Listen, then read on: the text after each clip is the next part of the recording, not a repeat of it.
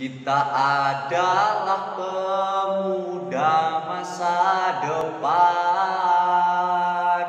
Marilah berperan, bukan baperan. Ayolah kita semangat, belajar agar bermanfaat. Cari ridho Allah, syafaat Rasulullah. Assalamualaikum warahmatullahi wabarakatuh. Pak Alam makan mangga, yang jawab salam saya doakan masuk surga. Assalamualaikum warahmatullahi wabarakatuh. Alhamdulillahilladzi wa kafa, wassalatu wassalamu rasulihil mustafa wa ala alihi wa sahbihi ahli sidqi wal wafa, amma ba'd. Yang terhormat Dewan Penilai dan pemirsa yang dirahmati Allah, kalau kita perhatikan, bumi kok semakin lama semakin memberontak. Gunung-gunung pada batu secara serentak. Bahkan akhir-akhir ini banyak banjir yang datang secara kompak tanpa harus dikomando. Banjir gerak, betul apa betul?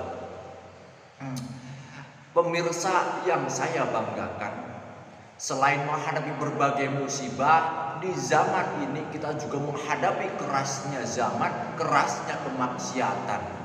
Karena selain teknologi yang semakin berkembang, maksiat juga semakin berkembang dan juga bercabang. Hoax merajalela, mabuk-mabukan di mana-mana, ujaran kebencian sudah tak terhitung lagi jumlahnya, dan zina sangat terbuka. Nauzubillah min dzalik. Padahal manusia seharusnya tidaklah seperti itu. Allah Subhanahu wa taala sudah berfirman di dalam Al-Qur'an, a'udzubillahi minasyaitonir rajim. Wa ma khalaqtul jinna wal insa illa liya'budun.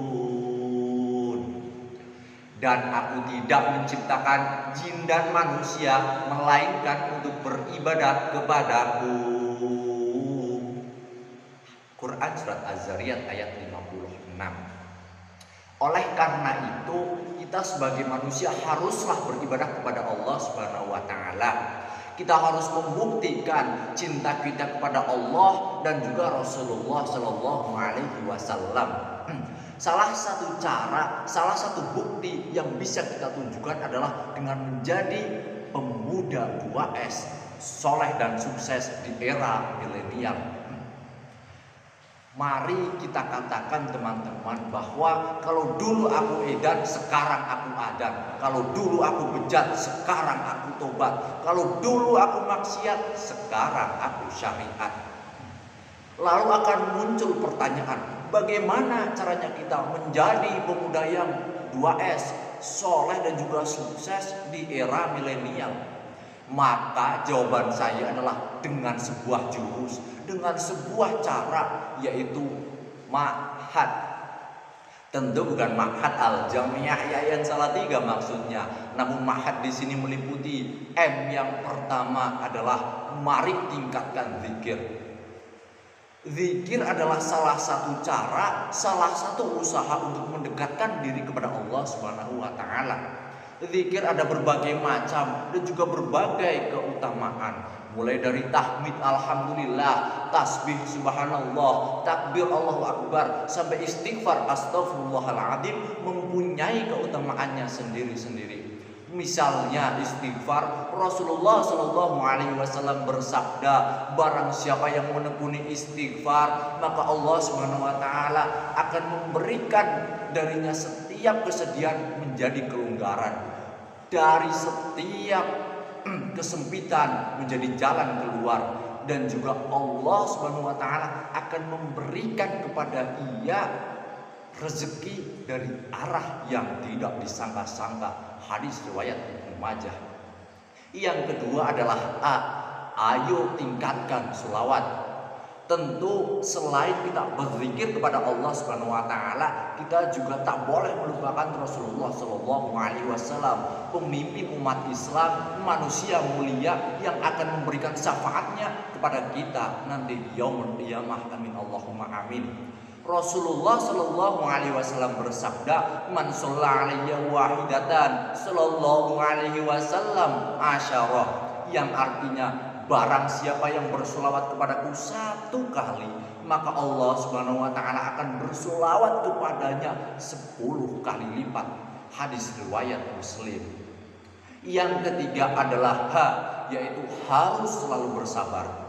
Kita sebagai manusia tentu memiliki banyak cobaan, banyak musibah.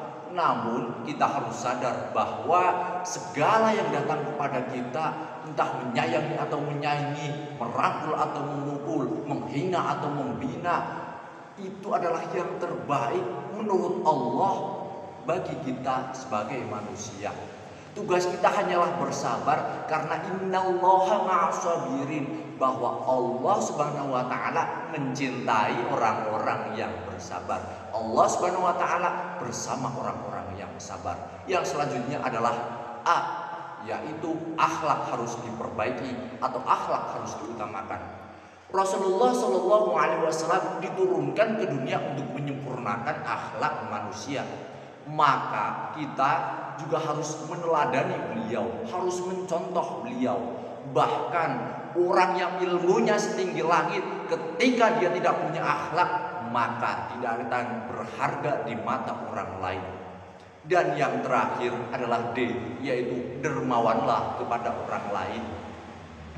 Kita sebagai makhluk Allah, semua yang kita miliki adalah titipan darinya.